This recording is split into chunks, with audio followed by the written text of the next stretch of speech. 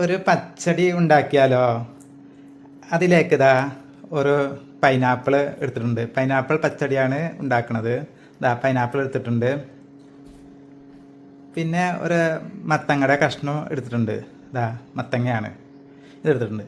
അപ്പോൾ ഇത് രണ്ടും ഉപയോഗിച്ച് എങ്ങനെയാണ് പച്ചടി ഉണ്ടാക്കണതെന്ന് നോക്കാം. ഇനി അതിലേക്ക് ഇതാ പൈനാപ്പിളും പിന്നെ മത്തങ്ങയും കൂടിയിട്ട് അരിഞ്ഞു വെച്ചതാണ്. അത് ഈ പാത്രത്തിലേക്ക് ഇട്ട് കൊടുക്കാം. അതിനോട് കൂടെ തന്നെ ഇതാ പിന്നെ പൈനാപ്പിളും മത്തങ്ങയും കൂടിയിട്ട് കുറച്ച് മത്തങ്ങയും കുറച്ച് പൈനാപ്പിളും കൂടിയിട്ട് അരച്ചെടുത്തതാണ്. അത് ഇതിലേക്ക് ഒഴിച്ചു കൊടുക്കാം. പിന്നെ ആവശ്യത്തിന് ഉപ്പിട്ട് കൊടുക്കാം. കുറച്ച് മഞ്ഞൾപ്പൊടി ഇട്ട് കൊടുക്കാം. എന്നിട്ട് നല്ലവണ്ണം ഇളക്കി യോജിപ്പിക്കാം. ഇനി വേവിക്കാൻ ആവശ്യമായ കുറച്ച് വെള്ളം ഒഴിച്ചു കൊടുക്കാം.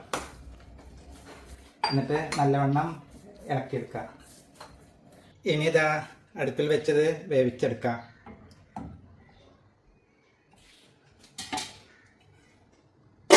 മൂടി വെച്ച് വേവിക്കാം. ഇത് വേവുന്ന സമയം കൊണ്ട് ഇതാ ഒരു പിടി തേങ്ങയും പിന്നെ ഒരു 1/4 ടീസ്പൂൺ കടുക് പിന്നെ 4 പച്ചമുളക് കുറച്ച് തൈര് എന്നിവയെല്ലാം നല്ല മയത്തിൽ അരച്ചെടുക്കാം. ഇതാ പൈനാപ്പിളും മത്തനൊക്കെ വെന്ത് നല്ല പാകമായി വന്നിട്ടുണ്ട്. ഇനി ഇതിലേക്ക് നമുക്ക് അരച്ചെടുത്ത കൂട്ടിട്ടെടുക്കാം. ഇത് തേങ്ങയും കടുകും പിന്നെ പച്ചമുളകും തൈരും കൂടിയിട്ട് അരച്ചെടുത്താണ് ആ കൂട്ടാണ്. എന്നിട്ട് നല്ലവണ്ണം ഇളക്കി യോജിപ്പിക്കാം. ഇളക്കുന്നതിൻ്റെ ഇടയിൽ തന്നെ ഇതിലേക്ക് കുറച്ച് പഞ്ചസാരയും ഇട്ട് കൊടുക്കാം.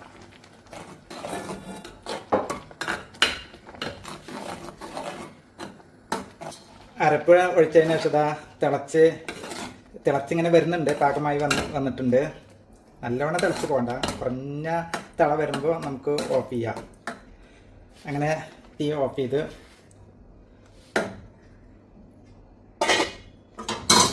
ഇനി ഇതിലേക്ക് വറവിടാം. ഇത് കടുക്, വറ്റൽമുളക്, കറിവേപ്പില എന്നിവകൊണ്ടുള്ള വറവാണ്. അത് ഇതിലേക്കിടാം.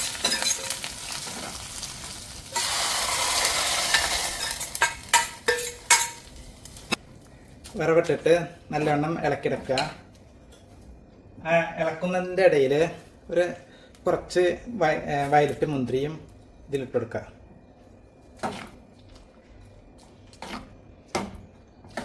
എല്ലാം കൂടിയിട്ട് നന്നായിട്ട് ഇളക്കിയെടുക്കുക. അങ്ങനെ നമ്മുടെ പൈനാപ്പിള് മത്തങ്ങ പച്ചടി ഇവിടെ റെഡി ആയിട്ടുണ്ട്. ഒന്ന് ടേസ്റ്റ് ചെയ്ത് നോക്കട്ടെ കേട്ടോ. അടിപൊളി ടേസ്റ്റാണ്. ഒന്ന് ഉണ്ടാക്കി നോക്കേണ്ട സംഭവം തന്നെയാണ്.